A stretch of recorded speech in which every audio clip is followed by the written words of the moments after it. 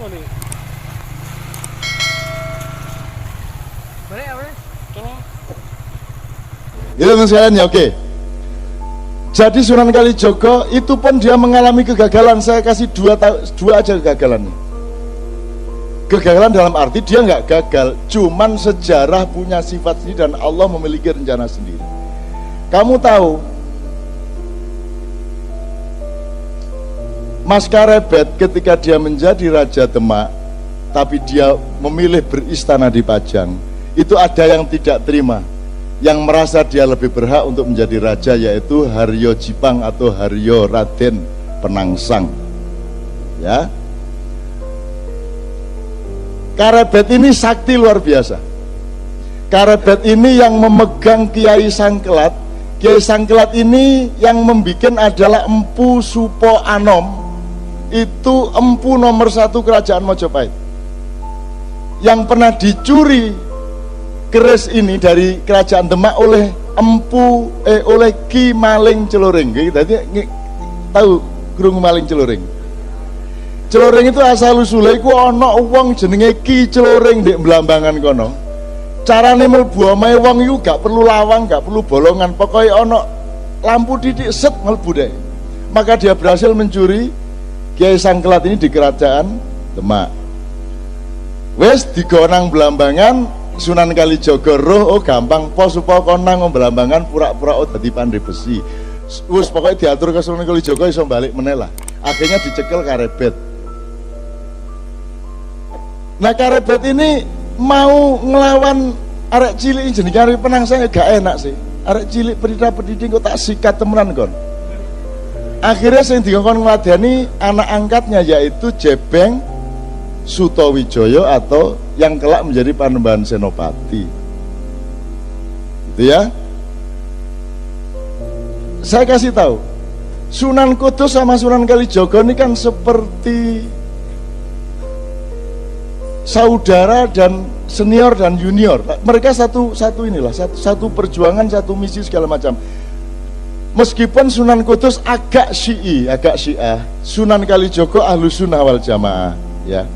Tapi yang ingin saya katakan kepada Anda, Sunan Bonang, Aryo Penangsang ini muridnya Sunan Kudus, sementara Mas Karebet ini muridnya Sunan Kalijogo langsung.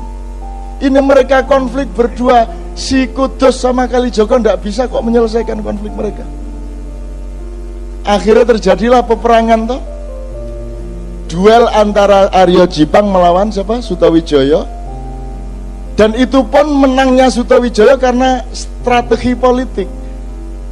Jarane Aryo Jipang jenenge Gagak Rimang, jaran lanang brancah. Mulane politiknya aku tak perang musuh Aryo Jipang nggawa jaran wedok. Oh, iki kurang tahu kok pikir kan ya. Nggawa jaran wedok sing seksi.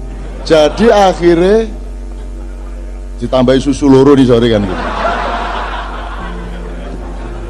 Anggur ngomong seksi ngono gemriyuk.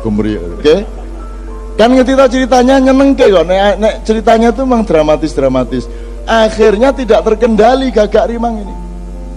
Jadi Aryo Jipang di seberang sungai, Panembahan Senopati di sini, Jepeng di sini.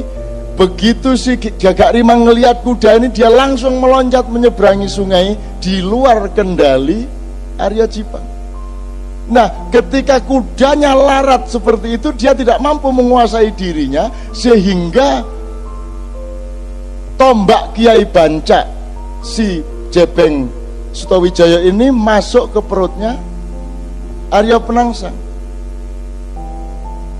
Nah, ketika ditarik, ternyata ususnya membaur keluar sampai akhirnya ngguleti sak wetenge sak nggon sabuke, sehingga ketika Aryo Penangsang menarik kerisnya ususnya brodol, kena kerisnya dhewe mati. Lho nyenengno iku. Artinya adegane iso-iso ae lho. Ana wong mati ususnya. Saya terus jadi eling Cak Nur Khalil Majid itu meninggalnya dalam keadaan ususnya masih di luar perut. Dan aku takon nang Bu Bumi ki kapan jari dokter iki ususnya dilebokno, jari dokter anu ngenteni Cak Nur sehat. Mboten kualik ta.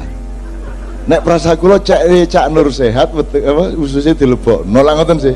Nek jare dokter gak Cak Nur dinteni sehat sik kae ususnya dilebokno. Iki sing bener sing diki filsafate iki. Itu juga yang terjadi pada Aryo. Jadi Sunan Kalijogo sampai akhir hayatnya tidak mampu mendamaikan dua orang ini, bahkan dengan Sunan Kudus. Satu, jadi gak iso masih aku kate lapo-lapo ndek dunia iki nek aku gak iso Gusti Allah mentakdirkan aku gak iso mengatasi masalah, ya gak masalah, yang penting aku berjuang terus. Dan Sunan Kalijogo meneruskan perjuangan sampai awal Mataram. Karena masuknya tak kandani, kenapa saya Mojopahit kok dibawa ke Demak? Karena ada semburan lumpur di Canggu, ada lempengan bumi yang bergeser, yang membuat struktur pertanian menjadi kacau di ujung Mojopahit itu, sehingga infrastruktur pertaniannya menjadi tidak mampu lagi menyangga perekonomian Mojopahit. Maka Sunan Kalijogo berpikir harus menoleh kepada perdagangan global, harus menoleh kepada ekonomi pesisir.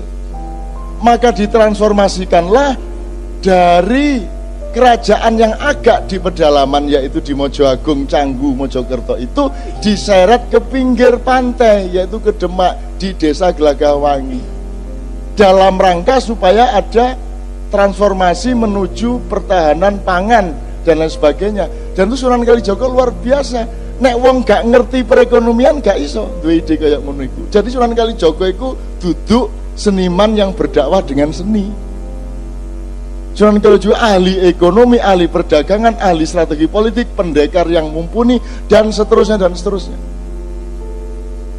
Nah, ekonomi pesisir ini kemudian pelan-pelan dieliminasi lagi oleh watak Jawa yang kurang tegas. Jadi Raden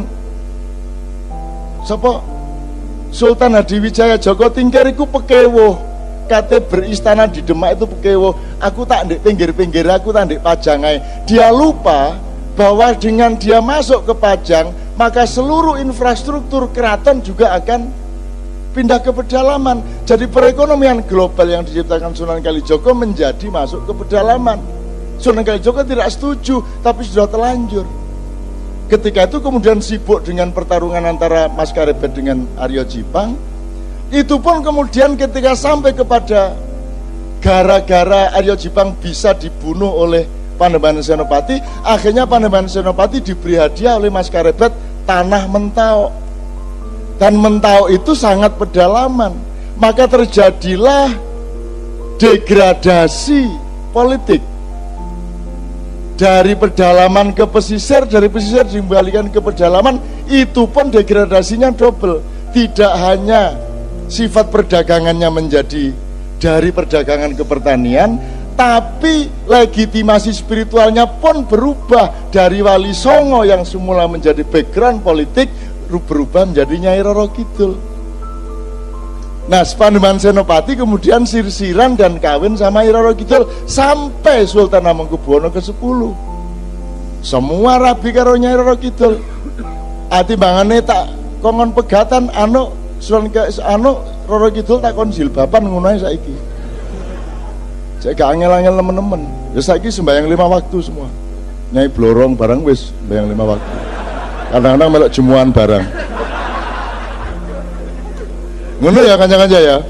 Saya ingin mengatakan kepada Anda, ayo belajar sejarah supaya Anda tahu Anda ini Garuda.